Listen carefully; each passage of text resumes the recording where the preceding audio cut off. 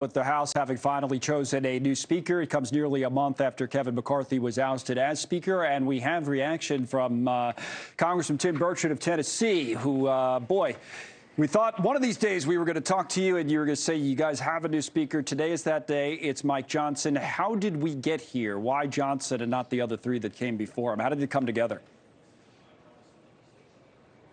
Well, honestly, the other three were more or less sabotaged. I mean, by the administration, by the not necessarily the administration, excuse me, by the leadership and a group of lobbyists that weren't comfortable with them. And Mike Johnson he was really the right person.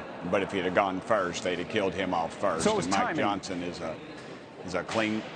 Yeah, it was excellent timing, God's timing, actually. I mean, this guy he's solid. He believes in a strong energy policy. He believes in this country. He believes in that we need to pass a budget and 12 appropriations bill like the law requires and stop with all this nonsense of these continued resolutions and an omnibus just chock full of grease for the lobbyist and the special interest.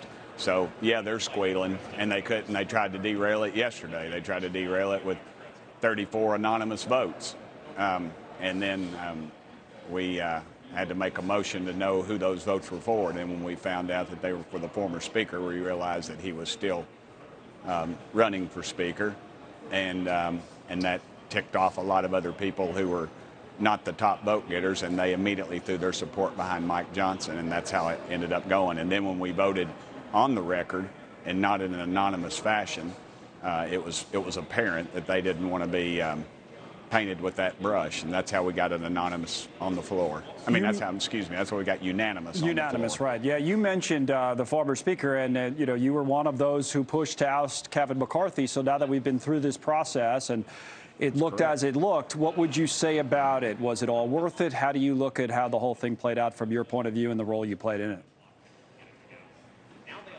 100% it was worth it. I hear people say, well, you broke the institution. This institution is $33 trillion in debt. We pay $1 trillion a year in interest. We ran up $1 trillion in debt in 3 months this year. And who do we paying that debt to? The Chinese, the communist Chinese. And yet our leadership was leading us straight down that path of never changing, continued resolutions, doing what the lobbyists and the money changers wanted. And we just said enough was enough. I prayed about it, and it was the right decision then. It's the right decision now. I did not ever doubt that, and I never wavered. Getting something done on Israel, government funding, and Ukraine? Those are the big three. Can you take all of them? Will they? Right. What are the odds on all three? Take all of those issues. I think that's what people want to know about now that we have a speaker. Yeah. Interestingly enough, that's the first thing is our resolution condemning Hamas and showing our allegiance to Israel. But the reality is, here we've been 20-something days, and the Senate has spent every day telling America how the House wasn't working. Well, where's the bill? And what they're going to try to do is do a $100+ billion bill. Less than around 10% of that will be for Israel. The rest will be for Ukraine, and then 63%, will be for Ukraine, and the other small percentage will be for what they're saying is border security. In reality, it's just more bureaucrats to allow illegals to get to the inner portions of our country. So that's not passing, is your point? It's more of this liberal hodgepodge stuff. Well, I don't know if it will or it won't, but if the president was truly honorable about this situation, he would make it fully about funding Israel. We've given $114 billion to Ukraine, and one of the most corrupt nations in the world, second most in Europe, and basically unchecked. And that's what all the focus has been on, yet his funding priorities are Ukraine. So you're in favor, if I can pin you down on where you are, you're in favor of the Israel funding, if it's around about $14 billion, but you're against the $60 billion for Ukraine plus. So that's where you are personally. Is that where you are? Yes, sir. Yes, sir. And that's where a lot of people are. Including Johnson, you think? Send 3 individual bills if that's... I believe so. But if it gets to the floor, I mean, it's a majority rule. Obviously, all the Democrats, they want to spend all that money. They don't care. And then you've got a few Republicans that are just all about Ukraine no matter what.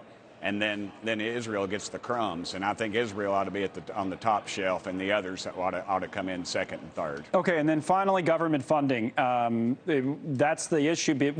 As long as this took, I guess the clock was ticking, so to speak, on that. So you have a shorter window with which to work. Will the government be funded before the D-Day on that, so to speak?